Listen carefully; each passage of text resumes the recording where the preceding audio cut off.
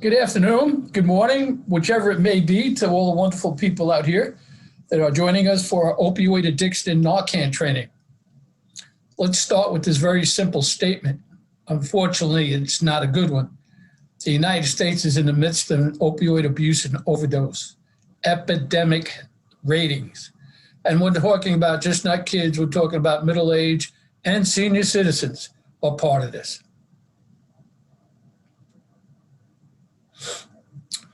Let's go over some of the data. 1 in 4 teens have taken a prescription drug for reasons other than what it is intended for. Whether it's experimental or on purpose, statistics don't lie. That's much, much too high of a number. It should be 0, but we'll never get to 0. But let's get to the best we possibly can. In 2019, 17% of the 12th grade students admitted taking a prescription drug without prescription. Now, how do we know that? Well, there is a data survey that is allowed in all schools in New Jersey, and the students fill it out, no names or anything like that, and they ask them to be truthful.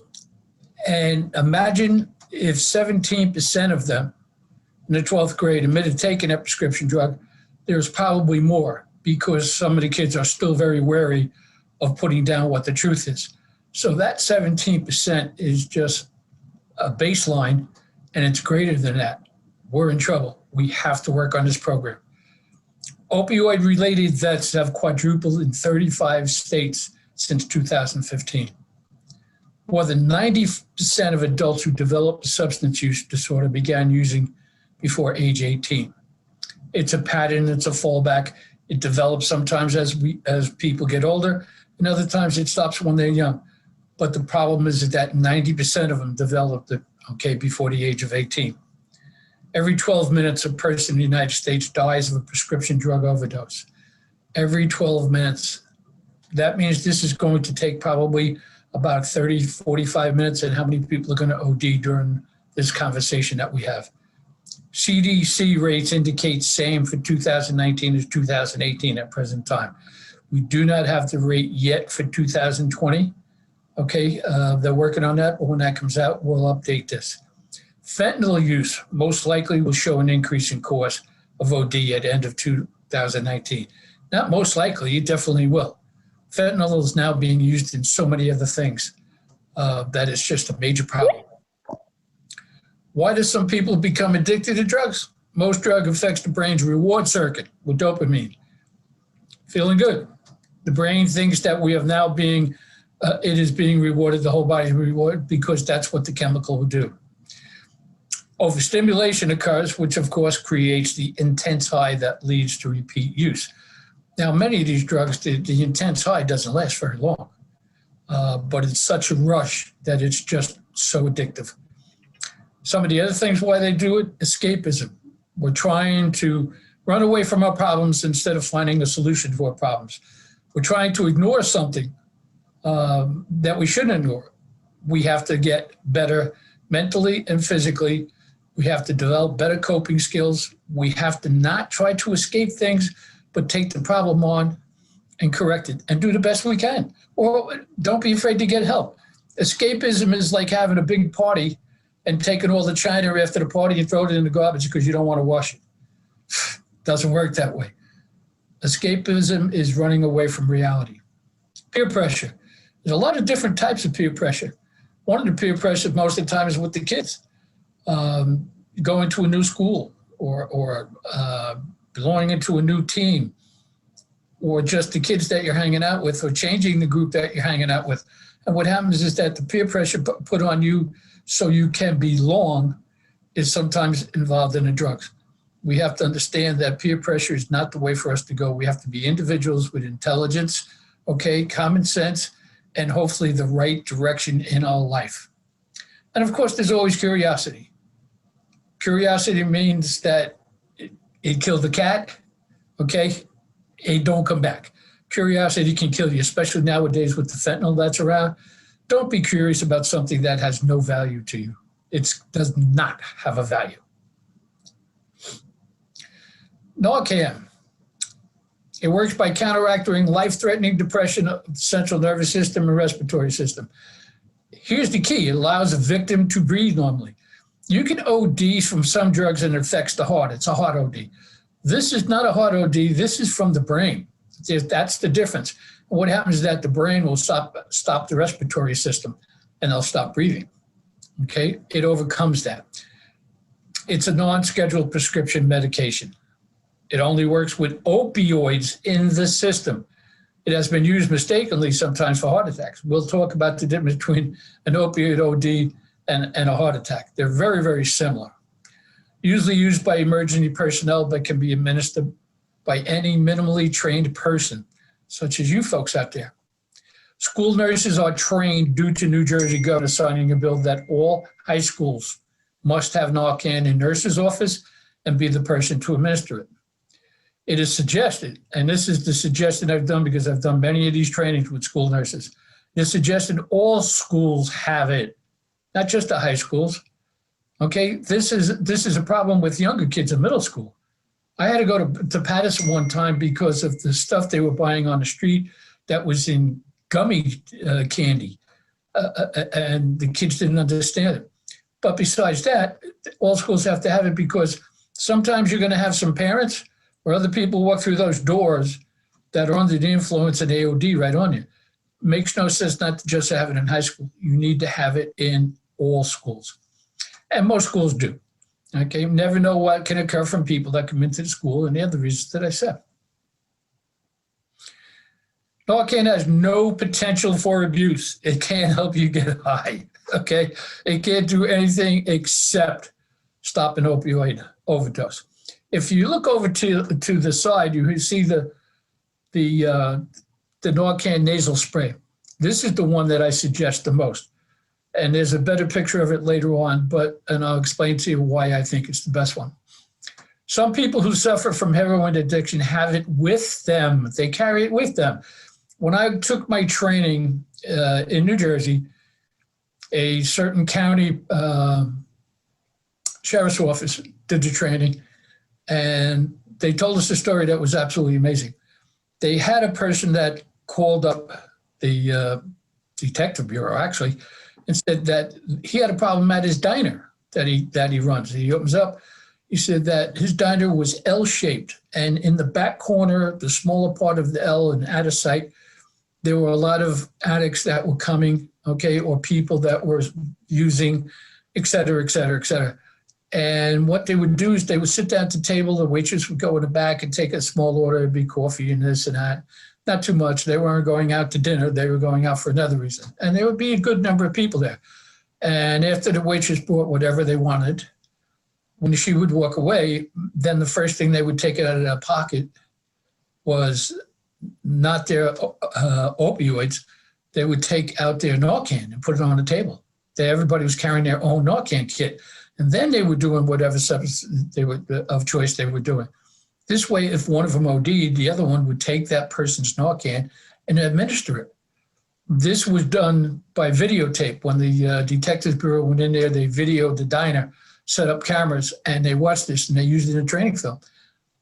It can be had. You can go to local department stores and buy it for not much money at all. You can get it by prescription also, but that costs a lot more money at a drugstore. But the idea is that they are carrying their own, all right, because it's what saves lives. Nasal spray should be the type of application for schools. Nasal spray, I believe, should be the application for anyone at any time. It can be injected, which we'll talk about in the bottom, okay? We'll talk about it now. It can be injected in the muscle vein or under the skin. That was the original way, especially in the emergency room.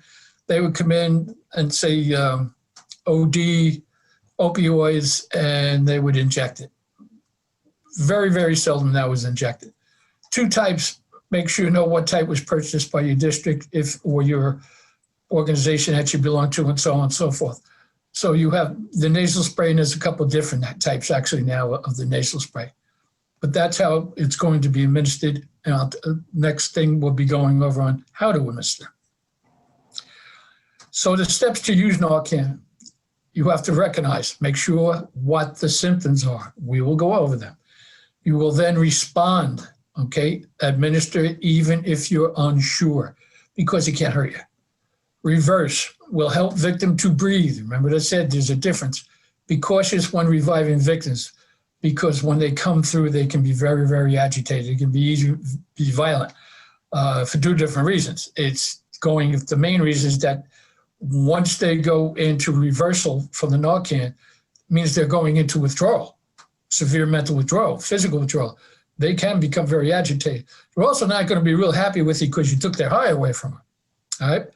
And then attend to any reporting you may have to do depending upon the circumstances. It could be in school, it could be in business, it could be out on the street, anywhere. But someone you're going to have to tell what occurred, all right? Whether it's the police, the business, the hospital, wherever it might be. So you're going to have to do a little bit of reporting at the end of this. So you're going to learn all those as we go along. So let's start with recognize. Observe the victim for signs and symptoms of opioid overdose, okay? And these are the symptoms. Respiratory depression, slow or not breathing. How can you check for that? Well, you can put your ears down close to the nostrils and the mouth, and you can feel it coming out, all right? You can see the chest expanding and going down, or you may not see any of it all. If there is respiratory depression or not breathing, obviously the next step would be to use your mouth-to-mouth resuscitation. Or a person could be breathing but have these deep snorting or gurgling sounds. It sounds like they're actually really congested in their throat and their nose. They're not. There's no congestion, but what there is that there's spasm, and that's what creates that. They're unresponsive to stimulation. Put your hands on them, shake them, give them a sternal rub. Talk to them, ask them their name. Try to get them to respond to some type of stimulation. If they're unresponsive again, that's going to be a symptom. You know what you're doing. Blue, lips or fingertips, pinpoint pupils. Those pupils get really, really small. And the lips and the fingertips, because again, the respiratory system is going down, not getting the oxygen in the blood, you're going to have them turning blue. So if you see that, another definite symptom, slowed heart rate and a slowed pulse, because it's not a heart OD, it's a brain OD. So what happens is that the heart and pulse will still continue most likely, but it'll be very, very slow, very, very weak. Might even be very hard for you to detect. But the whole thing is that you got to put this whole puzzle together and say, is this a heart attack or is this an OD? And we're going to talk about that a little bit more, okay? Suspicion of opioid overdose can be based on symptoms, known history. You might know the person. You might know the history of the person, especially like if you're a school nurse or if you're working in a center that deals with this type of situation, or you just have general knowledge. Okay, you can use that. Report of bystanders, witnesses. Now more than ever, it's very possible that the person that they were partying with will turn around and say, wow, they were doing this, they were doing that. I think they OD'd. Listen to them because they're going to be telling you. Prior knowledge by school nurses and stuff in their health records, if you're a school nurse. Nearby meds, right? The stuff is on the floor next to them, or it's in their pockets, it falls out of their jacket. Look around to see if any of that, and if it is, gather it close. Don't let anybody pick it up. And of course, that would be illicit drugs and paraphernalia besides the regular meds. So you want to put all this together. Now, high versus overdose. Here's the deal. A person can be high and not OD. Their muscles can relax. Their breathing, speech slowed. They can be sleepy and nodding off. They do respond to stimuli. A true opioid overdose, usually they will not. The heartbeat and pulse is usually normal, and they have normal skin color. It's not blue. And it's normal to small size pupils, not pinpoint.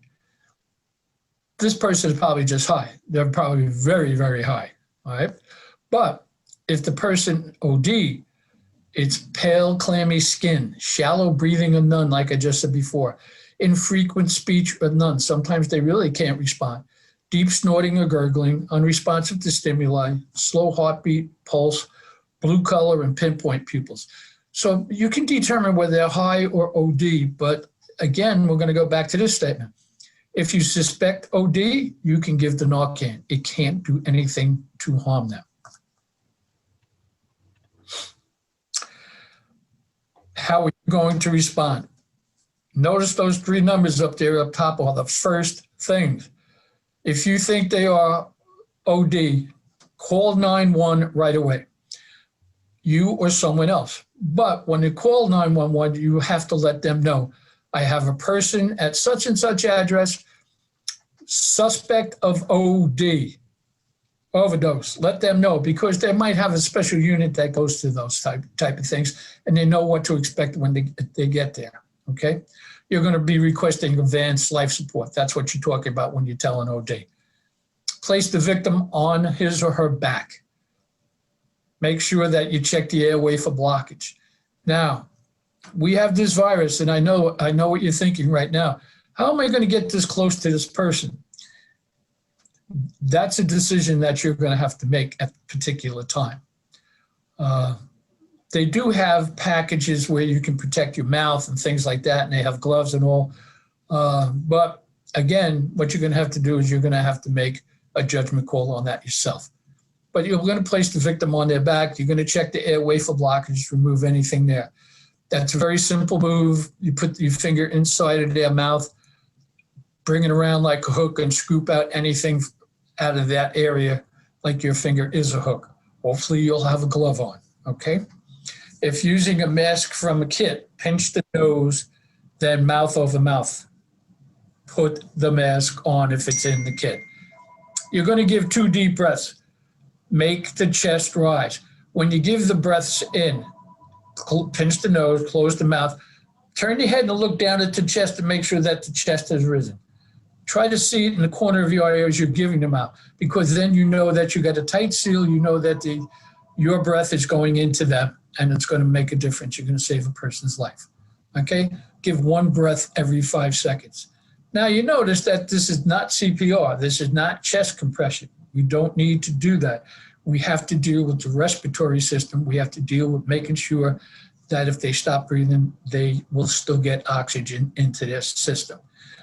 You're going to repeat all of this type of things until the people from 911 get there. How can you reverse it? Well, you have determined that they OD. You're pretty sure it's probably an opioid. Even if it won't work if it's not an opioid, but you're not sure what they took. So you're going to use the nasal spray. Here again is a good picture of the nasal spray. It's a little bit bigger.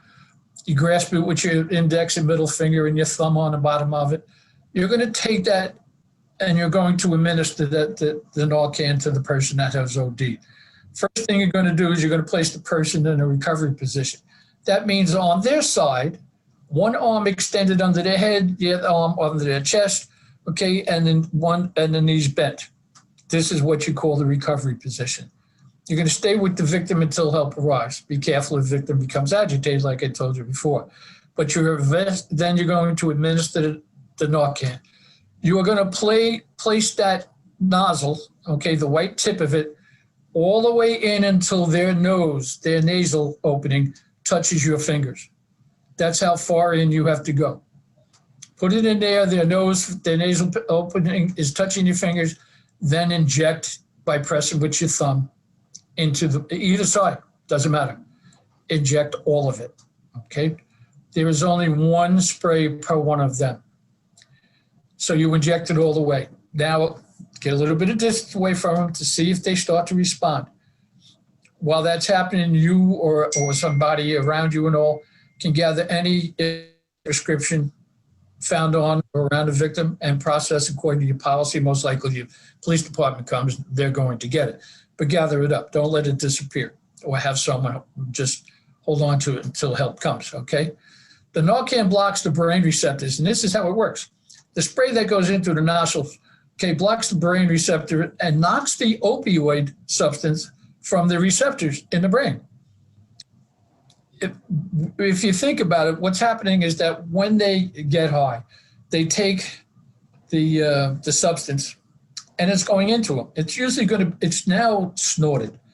They don't inject anything anymore. They snort it in the nose. It is 95% of the time. And what happens, that goes right to the brain, and the brain has these receptors in it. And that's what's going to give them the high. That's what's going to give them a rush, but that's what's also going to OD them. So when they OD like that, We have to get that off the receptors.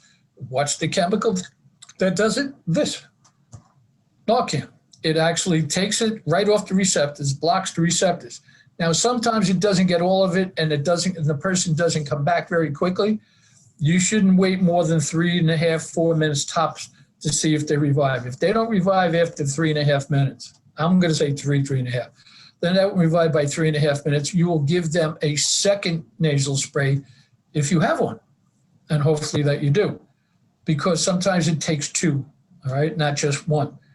But also by that time, hopefully 911 will be there and they'll take over and they'll know what to do. The Narcan, let's go back one more slide. Go backwards, please. The Narcan blocks the brain receptors, like I said, knocks it off for the receptors. That will only last from 30 to 90 minutes. Most of the time, about 30 minutes, 40 minutes. This allows the victim to breathe again and reverse the overdose. But that's why it's important to get them to the hospital right away in case they lapse into it again. All right? So it's 911 first, then go through your first aid. Next slide. Here's a graphic of the single tube type Narcan that you can administer. And it shows you, like, if you might have the one where you're going to unscrew the cap, take the cap out of the bottom, you have the ring at the top, then you put the injected nozzle part in the top, you screw it tight, and then you put it in. And it shows you the picture by number 5 there of how far you would put that in the nostril. Obviously, this one takes up too much time. Possibility of too many mistakes, and a person saying, like, I don't know what to do with this, I don't know what to do with this. That's why I prefer the other one that looks U-shaped with the nozzle out. It is so much easier to use. But remember, what does it say? Act fast, most importantly, call 911, or someone there. Call 911 right away. Legal protection, because people will say, well, I can't help them. I don't know what the situation is. I don't know what the legalities are. Well, I'm going to tell them to you right now. Okay, it's a personal action. But you are protected, and you are well protected by law.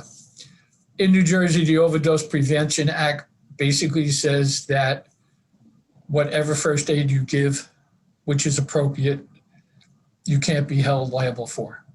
Also, in New Jersey, you have the Good Samaritan law was changed. The Good Samaritan law says that if you, in all good intentions, apply first aid steps in any situation that needs first aid, but in this case, an OD, and you are not negligent, you're protected.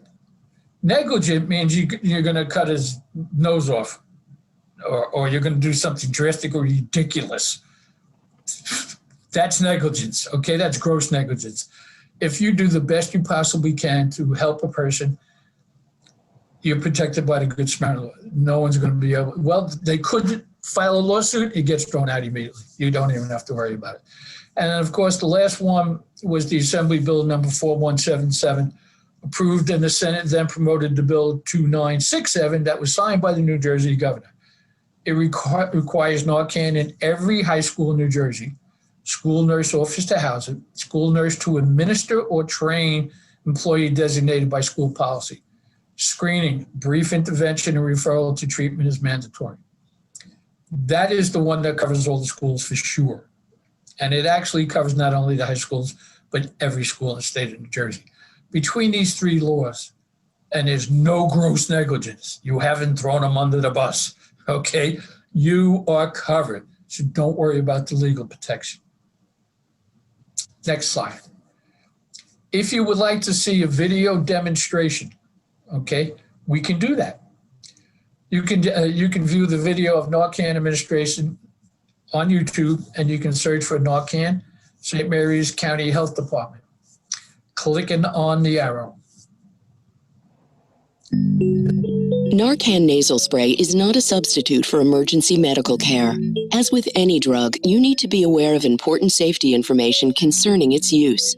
Please see indications and important safety information at the end of this video. Also, please see accompanying full prescribing information in the use of this product. Narcan nasal spray is an emergency treatment for a known or suspected opioid overdose. The appropriate use of Narcan nasal spray can help you save a life. Narcan nasal spray is not a substitute for emergency medical care. As with any drug, you need to be aware of important safety information concerning its use. If you encounter someone who is unresponsive and you suspect an overdose, first shake their shoulders and shout their name. Kevin. Ask if he or she is okay. Hey, can you hear me? Check for signs of an overdose, unresponsive to touch or voice. Breathing is slow, uneven, or has stopped. Snoring, gasping, or gurgling sounds. Fingernails or lips are blue or purple. Administer Narcan nasal spray as quickly as possible if someone is unresponsive and an opioid overdose is suspected, even when in doubt, because prolonged respiratory depression may result in damage to the central nervous system or even death. Lay the person on their back to receive a dose of Narcan nasal spray. Remove Narcan nasal spray from the box. Peel back the tab with the circle to open it. Remove and review the printed quick start guide inside the package. Hold the Narcan nasal spray with your thumb on the bottom of the plunger and your first and middle fingers on either side of the nozzle. Do not press the plunger to test or prime the device. If you do, you will waste all or part of the dose of medication. Tilt the person's head back and provide support under the neck with your hand. Gently insert the tip of the nozzle into one nostril until your fingers on either side of the nozzle are against the person's nose. Press the plunger firmly to give the full dose of Narcan nasal spray. Remove the device from the nostril after giving the dose. After you have given this medication, seek emergency help right away. Narcan nasal spray is not a substitute for emergency medical care. I'm with somebody who stopped breathing. I think they've had an overdose. Move the person on their side after giving Narcan nasal spray. If possible, put their hands under their head and bend their upper leg forward. This helps prevent the person from rolling onto their stomach. This is known as the recovery position.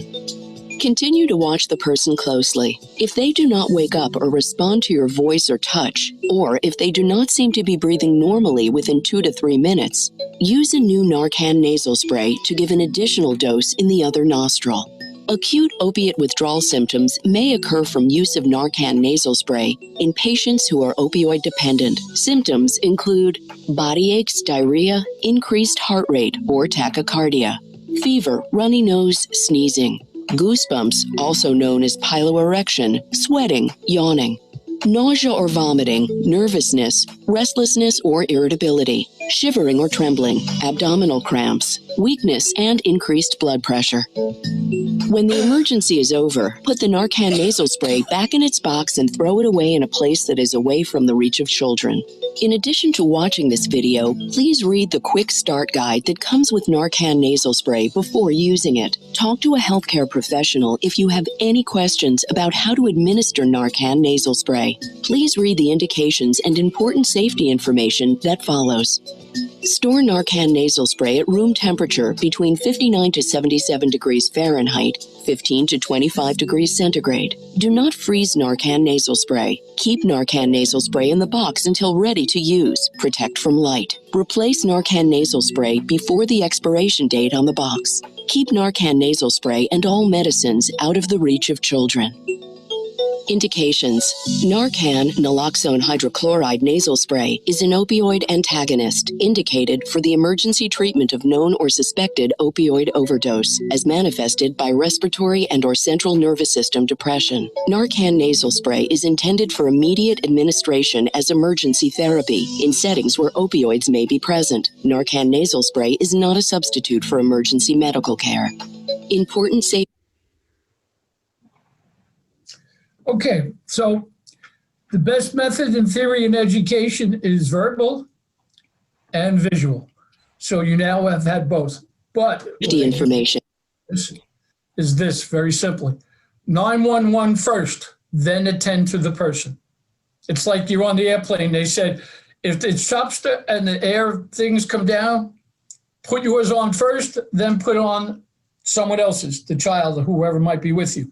The reason for that is that you have to get the help first. 911 is the help first. Do that, have someone do that, and then attend to the person. That's only going to take a couple of seconds.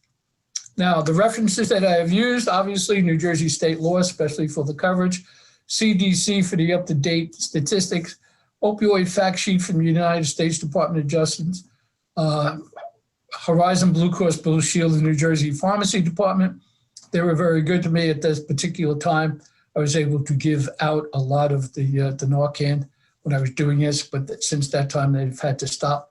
And the Rutgers Ernest Mario School of Pharmacy, which is also very good in giving products out. In fact, if you ever need anything for an office, the school, things like that, any charts or descriptions and help or aids, contact the Ernest Mario School of Pharmacy, and they're glad to send that stuff out to you. But we have now, hopefully you have learned 911 first. Attend to the person whether you think it's a heart attack or opioid. Remember the difference. One is the heart, one is breathing. As soon as you determine that the breathing is stopped, you go right to the compressions, go right to the breath. You never have to worry about compressions unless you're doing CPR for a heart attack. But the idea is that let's be prepared, let's react, let's help, let's continue everything that we should be doing in the right way, in the right direction. Any questions, put them in the chat box, or if I'm doing this personally, I'll entertain any questions you have now. But I hope I have provided you with some education, and truthfully, hope you never have to use it, because I hope we never have any more reasons to use it. Thank you very much for your attention.